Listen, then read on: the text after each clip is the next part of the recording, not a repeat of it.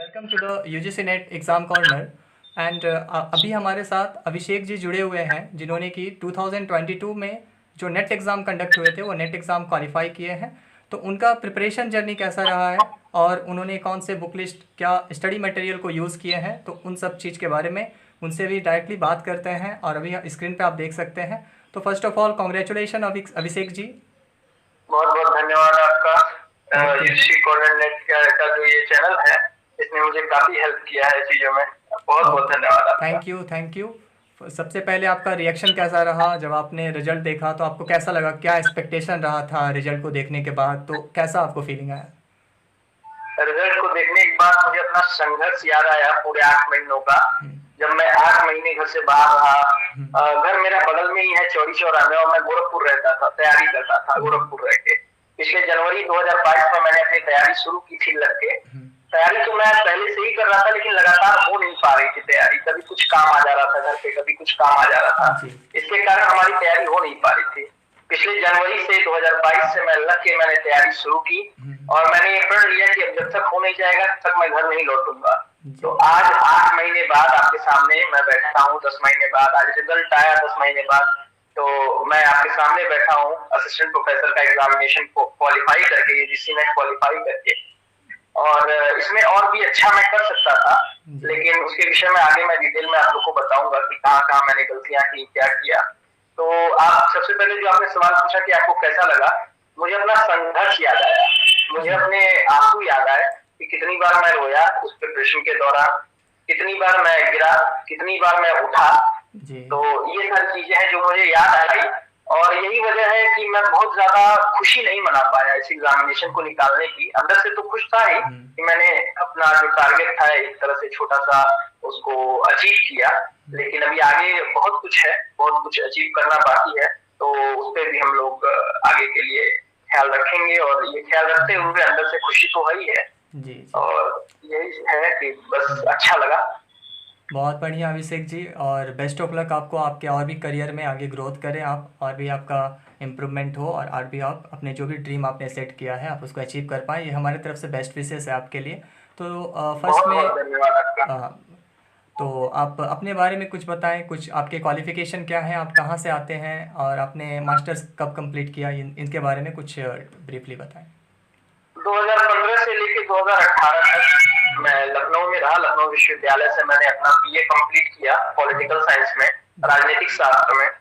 और 2018 से लेकर 2020 मार्च में मेरा एमए मास्टर्स खत्म होना था पॉलिटिकल साइंस में, दीनदयाल उपाध्याय गोरखपुर यूनिवर्सिटी से। लेकिन कोरोना के कारण वो खत्म हो नहीं पाया, और वो नवंबर में खत्म हुआ, 2020 नवंबर में। 2021 जनवरी में मुझे अपना डिग्री मिली एमए की, और उसके बाद से ही मैंने सोचा तैयारी करने के लिए, लेकिन फिर घर के कुछ ऐसे काम आ गए जो मुझे साल भर रुकना पड़ा। उसके बाद 2022 जनवरी से मैंने अपनी तैयारी शुरू की, और जो है उसके बाद से ये मेरा क्वालिफिकेशन है। और 11-12 भी मेरा गोरखपुर से ही हुआ है, संस्कृति पब्लिक स्कूल से। ओके अभिषेक जी, तो अभी आप अपने मतलब स्कोर बताएं, आपके कितने मार्क्स आए पेपर 1 एंड पेपर 2 में? पेपर 1 में हमारा जो परसेंटाइल है वो 77 के आसपास है, 77 परसेंटाइल है। मार्क्स कितने बने? मार्क्स टोटल जो हमारे किसमें पेपर 1 में पर्टिकुलरली आपके कितने मार्क्स बने थे? उसमें परसेंटाइल दिखा रहा है। अच्छा, तो आपने आंसर की से चेक किया होगा, आंसर की से आपने मिलाया होगा, तो आपको पता चला होगा। नहीं, आंसर की से हमने मिलाया ही नहीं, हमने सोचा डायरेक्ट रिजल्ट देखेंगे। ओके, तो आपका ओवरऑल परसेंटाइल कितना बना ओवरऑल? मेरा फर्स्ट पेपर में 77 परसेंटाइल था, और सेकंड पेपर में जो मेरा मेन सब्जेक्ट है पॉलिटिकल साइंस का, उसमें 96 परसेंटाइल था। और इस तरह से जो ओवरऑल परसेंटाइल बना वो मेरा 93.58, यानी कि कह सकते हैं राउंड ऑफ में 94 परसेंटाइल बना। ओके, आपके कौन से शिफ्ट में एग्जाम हुए थे? मेरे फर्स्ट शिफ्ट में एग्जाम हुए थे, पहले चरण में। हाँ, तो आपने पहले भी एग्जाम दिए हैं क्या? नेट को पहले भी आपने अपेयर किया है?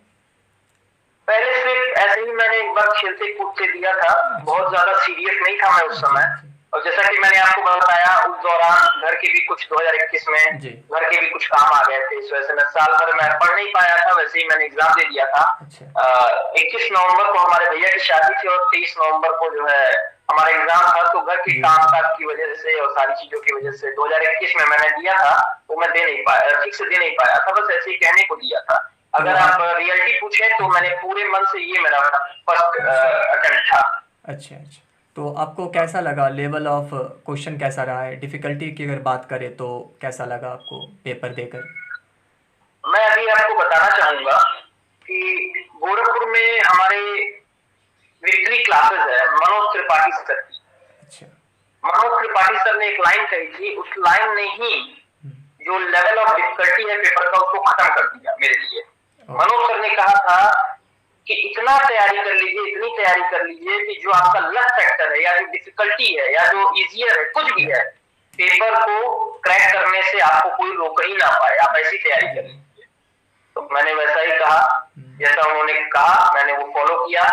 और अगर आप लेवल ऑफ डिफिकल्टी पूछेंगे तो मैं लड्डू क्वेश्चन जिनको कहते हैं, अच्छा वो गलत किया हूँ। बहुत आसान आसान क्वेश्चन मैंने गलत अच्छा। किया है, और बहुत हार्ड क्वेश्चन जो थे वो मैं कर ले गया था। हम्म, बहुत आसान क्वेश्चन जो मेरे थे मैंने वो गलत किए हैं, और पेपर वन की वजह से भी मेरा थोड़ा सा गड़बड़ हुआ है मामला। हम्म, जो सबके लिए एक समान होता है, पेपर वन सभी को देना पड़ता है जैसा कि आपको पता है। हम्म, तो वो मैंने बहुत ज्यादा नहीं पढ़ा था, मैंने सारा फोकस पेपर टू पे कर दिया, तो थोड़ा सा वो कहीं ना कहीं और अच्छा हो सकता था। और तो level of difficulties paper shift one का हमें आसान लगा, बहुत कठिन नहीं लगा। जी। तो हो सकता है कि हमने तैयारी उतनी अच्छी कर रखी हो इस वजह से। हम्म, तो आपका अब आप बताएं कि आपने कौन से स्टडी मटेरियल, आपने कौन से कंटेंट और आपने बुक लिस्ट क्या क्या फॉलो किए particularly paper one and paper two के लिए। तो आपका स्टडी मटेरियल के बारे में कुछ ब्रीफली बताएं। स्टडी मटेरियल की जहाँ तक बात है, मैंने ओपी गाबा को फॉलो किया। मेरा माध्यम इंग्लिश था, इंग्लिश मीडियम से ओके। मैंने एग्जाम दिया था, और असिस्टेंट प्रोफेसर का ये यूजीसी नेट, और मेरा माध्यम जो रहा वो इंग्लिश रहा, तो इसके लिए मैंने ओपी गाबा का जो है बुक इस्तेमाल किया, ठीक है, थ्योरी पढ़ने के लिए, पॉलिटिकल थ्योरी पढ़ने के लिए। उसके बाद मैंने चक्रवर्ती, विद्युत चक्रवर्ती जी की किताब है पब्लिक एडमिनिस्ट्रेशन की, वो ओके। मैंने इस्तेमाल की, ठीक है, वो सबसे अच्छी किताब थी। और पब्लिक एडमिनिस्ट्रेशन मेरा बहुत ज्यादा स्ट्रांग हो चुका था उसको पढ़ने के बाद। ओके। प्लस मैंने यूट्यूब का सहारा लिया। यूट्यूब में आपके चैनल है political, pol science health group है एक, और एडु सीकर है।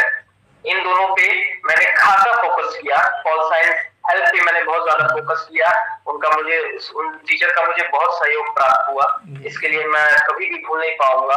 और एक और चीज, मुझे जो सबसे ज्यादा सहयोग मिला वो मनोज त्रिपाठी सर का मिला, जो जी। विक्ट्री क्लासेस के निर्देशक हैं, और वो खुद ही पॉलिटिकल साइंस की क्लास लेते हैं गोरखपुर में।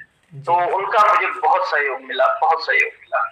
तो आपने और प्रीवियस ईयर के क्वेश्चन भी लगाए थे, प्रीवियस ईयर के क्वेश्चंस? प्रीवियस ईयर क्वेश्चंस मैंने भरपूर लगाए थे, ओके। और कई बार लगाए थे, और मैंने खुद के अपने नोट्स भी बनाए थे। हमारे ओके। जो नोट्स थे वो लगभग हमें 6 महीने लग गए थे नोट्स बनाने में, सारी जी चीजों के। जी। जो हमारे पास 10 यूनिट्स होते हैं दोनों सब्जेक्ट्स में, तो मैंने सेकंड पेपर का ही नोट्स बनाया था। फर्स्ट पेपर का नोट्स मैंने आखिरी के 2 महीने में बनाया, या 1 महीने में बनाया, आप कह सकते हैं। जी। और ज्यादा रिवीजन, बहुत रिवीजन, बहुत रिवीजन, बहुत रिवीजन मैंने यही रखा। सोर्सेज लिमिटेड रखे, और भगवान की दया से हमको जो टीचर मिले, मनोज त्रिपाठी सर या जी पॉल साइंस हेल्थ के जो टीचर मिले, जी उन्होंने मुझे ये बताया, मनोज त्रिपाठी सर ने, कि भाई क्या पढ़ना है। मुझे वंडरिंग स्टोन की तरह नहीं घुमाया उन्होंने, जी मुझे एक सेंटर्ड होकर उन्होंने बताया कि क्या पढ़ना है, क्या आता है। जी तो मैंने वहीं से तैयारी की अपनी मनोज त्रिपाठी सर के अंडर में, जहाँ पे मुझे पता चला कि आपको क्या पढ़ना है। मैं हर चीज नहीं पढ़ा, मैंने अपने रिसोर्सेज लिमिटेड रखे, बहुत लिमिटेड, और मैं नोट्स, मेरे अपने खुद के नोट्स पे मैं भरोसा किया। पॉलिटिकल साइंस के लिए ये सारी चीजें मैंने की। आखिरी का 1 महीना सिर्फ मैंने फर्स्ट पेपर को दिया, ठीक है। और फर्स्ट पेपर में भी मैंने जो रिसर्च का पार्ट है, वो यूट्यूब के कुछ चैनल्स है छोटे मोटे, डायनामिक स्टडी वगैरह, मैंने वहां से देखा उसे, ठीक है, रिसर्च के लिए। और रिसर्च के लिए पॉल साइंस हेल्थ ग्रुप में ही रिसर्च फर्स्ट पेपर के लिए भी सर ने थोड़ा थोड़ा मटेरियल बताया था, भी मैंने देखा। और first paper teaching aptitude, research, communication, ये सारे विक्ट्री क्लासेस में भी चले थे। फर्स्ट पेपर आलिम सर हैं उनके अंडर में, तो उन्होंने भी काफी मदद की हमारी। अच्छा। तो आपने मॉक टेस्ट के लिए आपका क्या स्ट्रेटेजी रही? आपने मॉक टेस्ट लगाए या सिर्फ? 1500 से 2000 क्वेश्चंस मैंने सॉल्व किए लास्ट के एक महीने में एग्जामिनेशन से पहले, और बहुत सॉल्व किया, और बार बार उनको देखा, बार बार उनको पढ़ा। मॉक टेस्ट मुझे मनोज त्रिपाठी सर ने जो है सेपरेटली दिया था अलग से, और प्लस ऑनलाइन भी बहुत सारे मॉक टेस्ट थे। लेकिन यही सतर्कता हमें बरतनी है एग्जाम निकालने के लिए। सतर्कता हमें ये बरतनी है कि हर मटेरियल पे हमें विश्वास नहीं करना है। हमें बहुत अच्छे से ये तय करना होगा कि हमारा मटेरियल रेलिवेंट, कौन सा इंपॉर्टेंट है, कौन सा हमें बरगलाने के लिए इस्तेमाल किया जा रहा है। मटेरियल हमें बहुत सोच समझ के इस्तेमाल करना होगा, बहुत सोच समझ के इस्तेमाल करना होगा।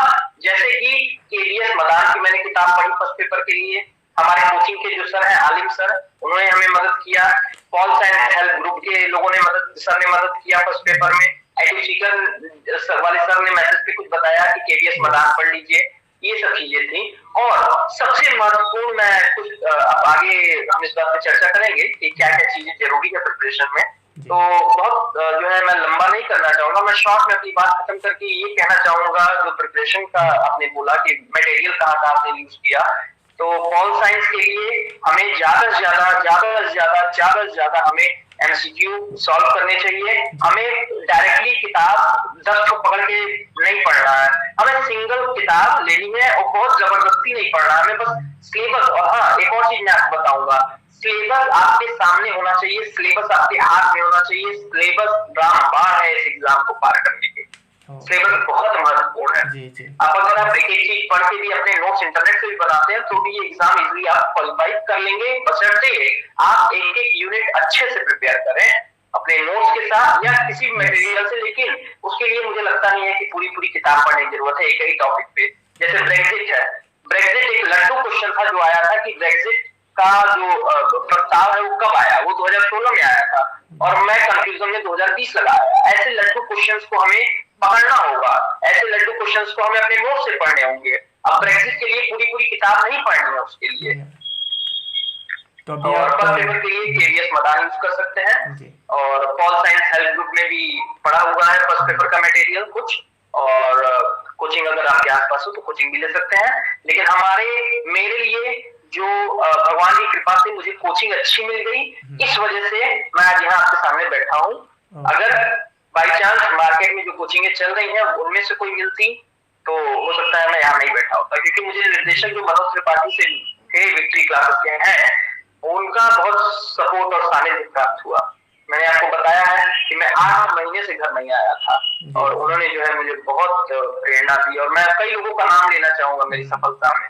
सबसे पहले तो मेरे माँ बाप, जिन्होंने मुझे धरती पे लाया, मैं यहाँ तक पहुंच पाया उनकी वजह से, और हमारे मनोज त्रिपाठी सर, और उसके बाद हमारे वहीं के जो टीचर हैं आलिम, और एक लखनऊ में सर है भीमराव अम्बेडकर यूनिवर्सिटी के जो एचओडी हैं, एस.के. पांडे सर है उनका नाम, सेंट्रल यूनिवर्सिटी उसके एचओडी हैं। उन्होंने भी मेरी बहुत सहायता की, बहुत सहायता की। और प्रिंस हमारी फ्रेंड है विदिशा पांडे, उन्होंने भी हमें बहुत इमोशनल सपोर्ट दिया, बहुत सपोर्ट दिया, घर के बाहर रहते हुए। हमारी मौसी का भी रिमझिम अग्रवाल लखनऊ में रहती है, उनका भी बहुत सपोर्ट मिला। और प्रिंस जायसवाल और उनकी वाइफ, ये हमारे मित्र है प्रिंस जायसवाल, पूरा का पूरा पैसे का जो फाइनेंस का जो बर्डन होता है, मैंने 1 रुपया घर से नहीं लिया था। मेरे माँ बाप कह रहे थे कि आप ले लीजिए, लेकिन मैं 1 रुपया नहीं लिया घर से, और पूरा का पूरा पैसा प्रिंस जायसवाल जी ने पता नहीं क्यों मेरे अकाउंट में 50,000 रुपए डलवा दिए मेरी प्रिपरेशन के दौरान, कि आपको जो फॉर्म डालना है आप डालिए, आपको जो जहाँ यूज करना है आप करिए। तो ऐसे दोस्त हों, और ऐसे विदिशा पांडे जैसी जो है दोस्त हों जो आपको सपोर्ट दें, प्रिंस जायसवाल जैसे मित्र हों जो आपको सपोर्ट दें, और आपके बड़े, मेरी मौसी रिमझिम अग्रवाल जैसे लोग हों, और मनोज त्रिपाठी, एस.के. पांडे सर जैसे गुरु हों, तो उन सबको मैं, आलिम सर जैसे गुरु हों, उन सबको मैं कभी भी अब धन्यवाद तो बहुत छोटा शब्द है, मैं प्रणाम करना चाहूंगा उन्हें। बहुत ही अच्छे हैं अभिषेक जी, और आपकी जो भी स्ट्रगल रहे हैं वो उससे बहुत सारे एस्पिरेंट को बहुत कुछ सीखने को मिलेगा, क्योंकि बहुत सारे एस्पिरेंट ऐसे होते हैं जिनको रिसोर्सेस नहीं होते हैं, सपोर्ट नहीं मिल पाते हैं, गाइडेंस नहीं मिल पाते कि कहाँ से उनको करना है, कोई बताने वाला नहीं है। तो अगर कोई मेंटर आपको मिल जाए और आपको सारे रिसोर्सेज अवेलेबल हो जाए, तो आई थिंक आपके जैसे और भी बहुत सारे कैंडिडेट जो है कि वो क्वालिफाई कर सकते हैं, और वो भी अपने जो भी ड्रीम है उनका, जो भी उन्हें गोल सेट किया उसको अचीव कर सकते हैं। तो इसके साथ ही मैं आपसे अपना जो अगला क्वेश्चन है आपसे वो पूछ जानना चाहूँगा कि आपने पेपर वन में क्या टारगेट किए थे, कि मेरे कितने क्वेश्चन सही होंगे, पेपर टू में आपने क्या टारगेट किए थे, बस नंबर ऑफ एग्जैक्ट आप कुछ ऐसा अगर आपने कुछ एक्सपेक्ट किया था तो उसके बारे में बताएं। पेपर वन में मुझे लगता है कि कहीं ना कहीं यहाँ पे मैं आपको बताऊं एक सच्चाई, एनटीए की बहुत बड़ी यहाँ खामी मैं आपको बताने जा रहा हूँ।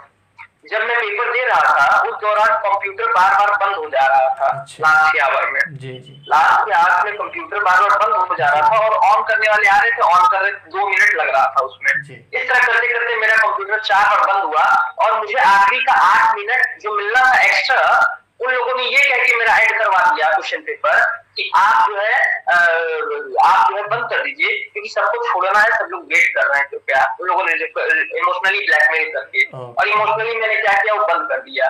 पेपर वन इसी वजह से हमारा खराब हो गया। मैंने पेपर वन में कम से कम 40 से 45 क्वेश्चन का मैंने टारगेट किया था, क्योंकि पेपर वन मुझे काफी जो है आसान लगा था, लेकिन हमें लगता है कि वो 25 से 30 के बीच में ही मेरा पेपर वन रह पाया, हमें ये लगता है रियलिटी में। ओके। तो और पेपर टू की जहां तक बात करें, पेपर टू में मैंने टारगेट किया था 65 से और 75 नहीं सॉरी क्या सकते 70 से 80 के बीच में मैंने टारगेट किया था।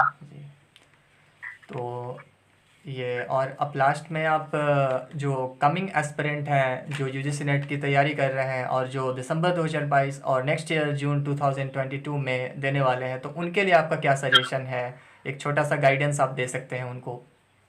उनके लिए मेरा यही सजेशन है कि घर पे रह के अगर तैयारी आप कर पा रहे हैं, कोई डिस्टर्बेंस नहीं है, अगर सपोर्टिव है फैमिली आपकी, इमोशनली सपोर्ट करते हैं, तो घर पे रह के पढ़िए। अगर नहीं पढ़ पा रहे हैं तो एकदम, अगर आपको सच में जीवन में कुछ करना है तो फोन उठाना बंद कर दीजिए, अलग रहिए, तैयारी करिए अच्छे से।